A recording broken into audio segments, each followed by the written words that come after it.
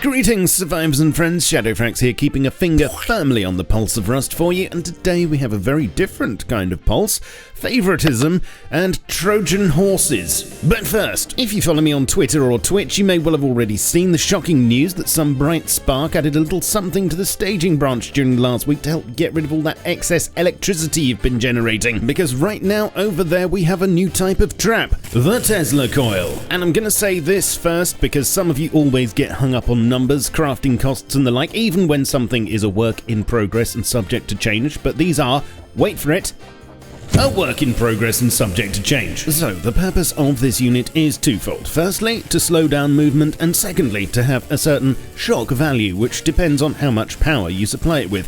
For instance, the damage can range from that tingles, appear to be losing HP gradually, all the way up to, ouch, that really rather hurt. Damage ratings aren't necessarily final yet, but at the current stage, 2 power will remove about 2 HP per second, and 100 power will flash fry someone with full health in under 4 seconds.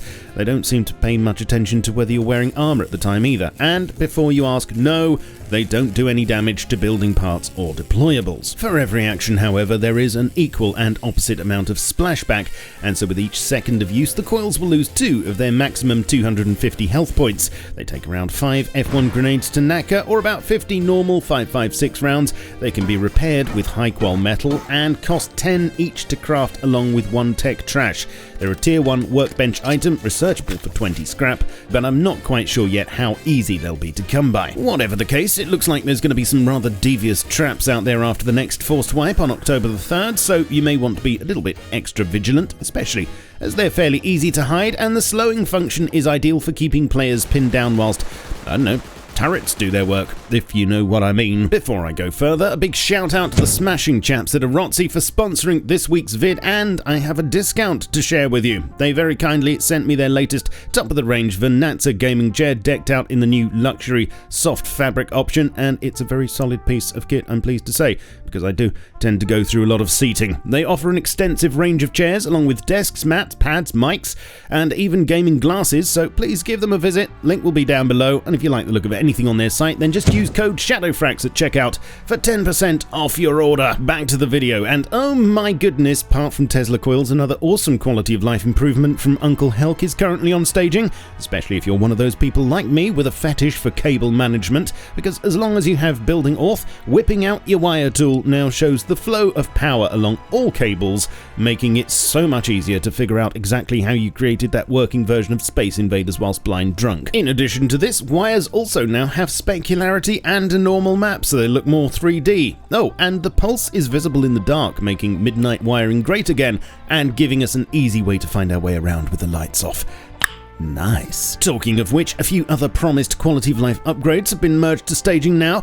Electrical components have their own category in both the crafting menu and the F1 console, which helps to keep things tidy. Plus, and this is massively helpful, you can now favorite any blueprints you like, and they'll not only show up in the new favorites section at the top of the crafting page, but will also appear first in the quick craft menu, as long as you have the materials and are in the vicinity of the correct workbench, etc. As well as this, it's possible to right-click on an item in the quick craft menu to remove it from the queue, and right-clicking on items in the queue itself will rearrange them, meaning you can fast-track the ones you want most to the front. Not only, but also, finally, you can right-click on the stack-splitting bar to type in an exact figure.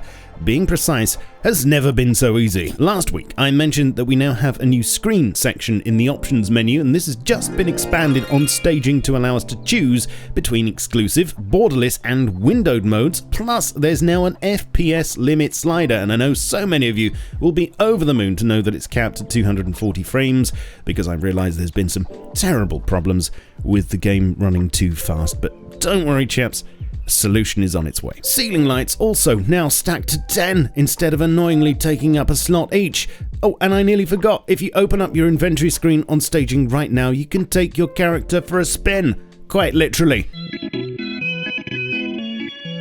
Just click and drag to see the full glory of those skins, but if you can't bear to look at yourself or you're still in denial about the character you were given, you can switch the whole thing off in the user interface section of the options menu and go invisible. Doesn't actually make you invisible. To works in progress now, and vehicle commits are still coming thick and fast, with the latest work focusing on sounds, driving physics, and the logistics of getting the different modules to play nicely with each other. Musical instrument work this week seems to be mostly about adding a drum kit. Hopefully there'll be at least one skull involved in making it. There's been a ton more work on HDRP, more commits relating to map improvements, although I don't have anything to show you yet on those, and finally, some proper Trojan horse cosplay for our four-legged friends. If you've been paying attention, you should know that horse armor is in the pipeline for addition to the game soon, especially as their health was recently nerfed, and indeed I showed you a road sign version of this not so long ago. Well, it appears that was Tier 2, and this is Tier 1, wooden horse armor. No details on the facts and figures of either of these yet, and although I'm expecting they'll be part of next month's patch domain, I'll let you know for definite as soon as I get the nod. Oh, and stop press, I just found out that horses are getting a new idle animation. Sexy. So, you're up to date, but what's your opinion of these changes? Is there a quality of life shaped hole in your roof now, or is this all just a wonderful collection of things that you think will make your game lag harder?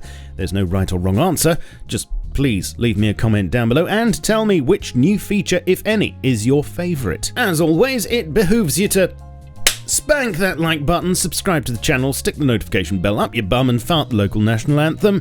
You can follow me on Twitch and get treated to live streams from yours truly thrice a week, plus join me on Twitter, Facebook, Discord and my Steam group. Oh, and supporting me on Patreon is greatly appreciated if you want to sponsor an old horse. Links are all down below. I shall catch you all very soon, but in the meantime, keep calm and stay rusty. Cheerio.